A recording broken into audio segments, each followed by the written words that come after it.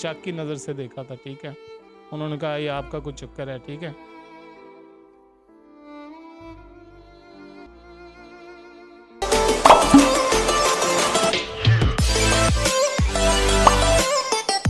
बिस्मिल्लाहिर्रहमानिर्रहीम। अस्सलाम वालेकुम नाजरीन, मैं हूं सोबिया और आप देख रहे हैं रोशन पॉइंट।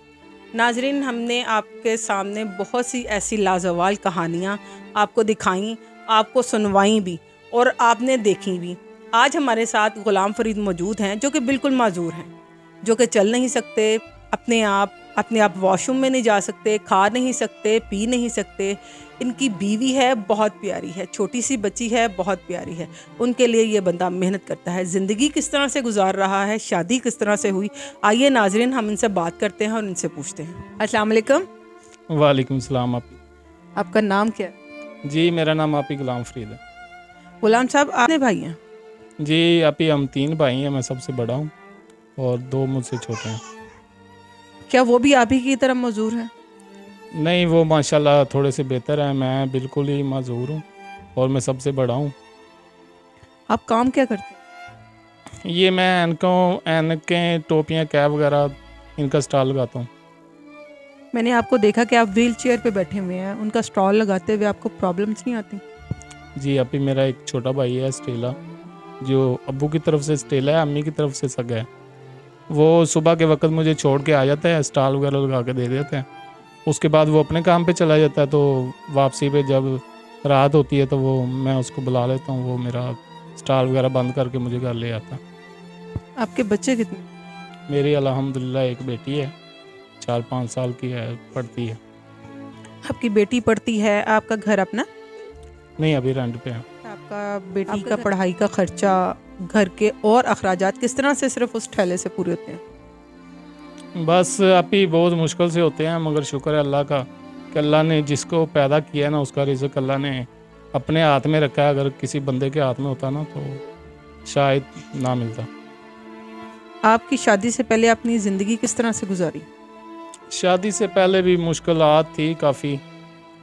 अब अल्हम्दुलिल्लाह शुक्र है अल्लाह का कि मेरा तो कोई शादी करने का मूड नहीं था, मगर कुछ रिश्तेदार ऐसे थे जिन्होंने शादी करवा दी है मेरी। जिस लड़की से आपने शादी की उसको पता था कि आप माजूर हैं? जी, उसको पता था मजबूर है, और मेरी उससे बात भी हुई है कि किसी ने हमें शक की नज़र से देखा था, ठीक है। उन्होंने कहा ये आपका कुछ चक्कर है, ठीक है। तो उसकी वजह से बस चलते यहाँ तक नौबत आ गई कि मेरी उससे शादी होगी। आपकी शादी को कितना अरसा हो? अभी मेरी शादी को हो गया 3-4 साल। 3-4 साल में कभी आपकी बीवी ने आपको ये बोला हो कि तुम तो बिल्कुल माजूर हो, किस तरह से मेरी ज़िंदगी आगे से गुजरेगी या किस तरह से मैं गुजार रही हूँ? कभी उनको मलाल आया हो, कभी दिल से बात निकली हो आपके सामने? नहीं, अभी ऐसी कोई बात नहीं। वो पहले से हमारी बात हुई थी आपस में, ठीक है ना। जब हमारी रिश्ते की बात चली थी तो मैंने उससे कहा था, उसने भी मुझे देखा हुआ था, ठीक है। हम रिश्तेदार भी थे, तो ऐसा कभी कोई कुछ नहीं हुआ। कभी आपके दिल में ये बात आई हो कि शायद मैं अगर ये किसी और बंदे से शादी करती तो इसकी ये ज़रूरियात ज़िंदगी अच्छे से पूरी होती जो मैं नहीं कर पाता? ये तो बाजी ज़ाहिर सी बात है, ज़हन में तो बातें आती हैं काफ़ी, मगर उन्होंने कभी मुझे महसूस नहीं होने दिया। वो कहती हैं कि मैं बहुत खुश हूँ आपके साथ, और इंशाल्लाह हो सकता है कि मेरा ये अल्लाह को कबूल हो, जो मैं आपकी खिदमत वगैरह करती हूँ, तो अल्लाह मुझे कुछ ना कुछ बेहतर करेंगे मेरे लिए इंशाल्लाह। आखिरत में भी इंशाल्लाह बेहतर होगा मेरे लिए। आपकी छोटी सी बच्ची है, कभी उसने बोला नहीं बाबा मुझे बाहर जाना है, मुझे खाना खिलाओ? या आपकी बीवी को कभी नहीं हुआ कि नहीं हम दोनों को बाहर जाना चाहिए, बच्ची के साथ फिरना चाहिए, कुछ खाना पीना चाहिए? अपनी बच्ची को तो मैं अपनी गोदी में बिठा के व्हीलचेयर पे बाहर ले जाता हूँ, जो कुछ उसे चाहिए होता है वो मैं लेके देता हूँ। कभी वो बीमार हो जाएं, कभी उनको कोई तकलीफ़ आ जाए तो क्या करते हैं आप? इंशाल्लाह अल्लाह की ज़ात है, मैं जब तक ज़िंदा हूँ उसे कोई तकलीफ़ नहीं आने दूँगा इंशाल्लाह। नाज़रीन से यही कहना चाहूँगा, बस यहाँ पे हम स्टॉल लगाते हैं ना, वहाँ पे कुछ प्रॉब्लम आती है हमें। ये वाल्टन वगैरह वाले जो सोसाइटी वाले हैं, जो भी हैं, पुलिस वाले हैं, तंग करते हैं, वो तंग ना करें हमें, ठीक है। हम अपना रिज़्क़ हलाल कमा के खा रहे हैं, तो ऐसे लोगों का अप्रिशिएट करना चाहिए। हुकूमत को भी ये चाहिए कि कोई लेटर वगैरह बना के दे कि इनको तंग ना किया जाए। दूसरे नंबर पे हमारा रेंट का मकान है, तो वो तो अल्लाह की मर्ज़ी है, अल्लाह चाहे तो कभी भी दिन बदल सकता है हमारे, तो इंशाल्लाह कभी ना कभी अल्लाह दिन हमारे बदल देगा इंशाल्लाह।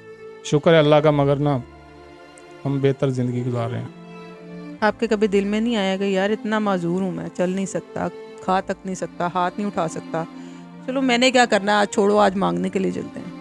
नहीं नहीं, ऐसा सोचने से पहले भी हम मरना जाएंगे। हम भूखे रह सकते हैं, मगर ऐसा कभी नहीं ज़हन में आया।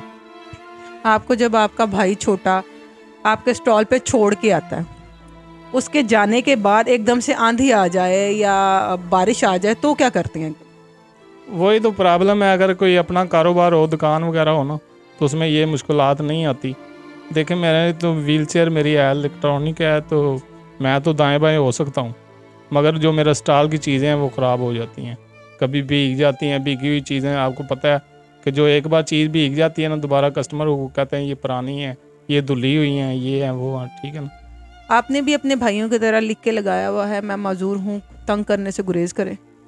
नहीं अभी मैंने नहीं लगाया, मैं तो देखने, अगर कोई अंधा भी मुझे देखेगा ना तो उसको भी पता चल जाएगा कि ये बंदा मजबूर है, तो कुछ ना कुछ ख्याल करेगा इंशाल्लाह। कभी आपके साथ ऐसा हादसा हुआ भी नहीं? नहीं ऐसा कोई नहीं हुआ, बस एक दो दफ़ा जाली नोट का हुआ है, क्योंकि मैं खुद अपनी पॉकेट में पैसे नहीं निकाल सकता, ना ही डाल सकता हूँ, तो कस्टमर को मैंने कहना होता है कि मेरी पॉकेट में पैसे डाल भी दें और निकाल भी लें बकाया। तो एक दो दफ़ा बस जाली नोट का हुआ है मेरे साथ। उसके अलावा कभी किसी कस्टमर ने ऐसा नहीं किया कि चलो 500 का नोट रखा, 10 की चीज़ ली है तो उससे पैसे ज़्यादा वापस निकाल लूँ? ये तो आप ही उनकी ईमानदारी है, मगर मेरे साथ कभी ऐसा नहीं हुआ। अगर कोई हो जाता है कोई 10-20 रुपये या 50-100 रुपये, अगर कोई बेईमानी करेगा तो किधर जाएगा? बेईमानी का आपको पता है, पैसा जो है कितनी देर वो खाएगा। नाजरीन, आपने ग़ुलाम फरीद की सारी कहानी सुनी। ये 3 भाई हैं, ये सबसे बड़े हैं, ये बिल्कुल ही माजूर हैं, ये अपने आप हाथ तक नहीं उठा सकते। दूसरे भाई हैं वो बाइक चला लेते हैं, इधर उधर हो जाते हैं, मगर ये इतना भी नहीं कर सकते, ये इसी तरह व्हील चेयर पे जाते हैं। इनका छोटा भाई है दूसरा, वो इनको लेकर छोड़ के जाता है और वापस रात को वही लेके आता है। दुकान अगर मिल जाए तो ये बड़े आराम से वहाँ पे ज़िंदगी गुजार सकते हैं। और दूसरी बात ये है कि मैं हैरान हूँ कि इस कदर माजूर होने के बावजूद इनकी बीवी इनका साथ देती है। नन्ही सी छोटी सी बच्ची है, ये बंदा अपनी उसकी हर चीज़ पूरी करता है। बहुत हिम्मत वाली बात है। मांगने का बोला तो वो कह रहे कि इससे पहले मैं मर जाऊँ तो वो बेहतर है, सोचने से भी पहले। हालांकि मैंने बहुत से लोग देखे हैं घरों में मांगने आते हैं, अच्छे भले होते हैं, अपने नशे के लिए मांगते हैं, अपने बच्चों के लिए मांगते हैं, या और भी बहुत कुछ, मगर इन तीनों भाइयों ने मांगने को तरजीह नहीं दी, मेहनत को तरजीह दी। नाज़रीन, मेरी आपसे यही गुजारिश है कि इन तीनों भाइयों की दिल खोल के मदद करें और इनको छोटे छोटे से घर ले दें। ग़ुलाम फरीद को भी छोटा सा अगर घर मिल जाए तो दर बदर होने से ये बच जाएगा। छोटा सा अगर कारोबार कोई करवा दे तो वो मेहनत से कारोबार करेगा। अल्लाह ताला आपको इसका जज़ा ज़रूर देगा, क्योंकि ये बंदा मांगने को तरजीह नहीं देता, मेहनत को तरजीह देता है। नाज़रीन, मेरी आपसे गुजारिश है कि आप इनकी मदद करें। इनका नंबर हमारी स्क्रीन पर चल रहा है, इस नंबर पे आप इनको कॉल करें, इनके पास आएँ, इनको देखें और इनकी मदद करें। इसी के साथ मुझे इजाज़त दें और देखते रहिए हमारा YouTube चैनल रोशन।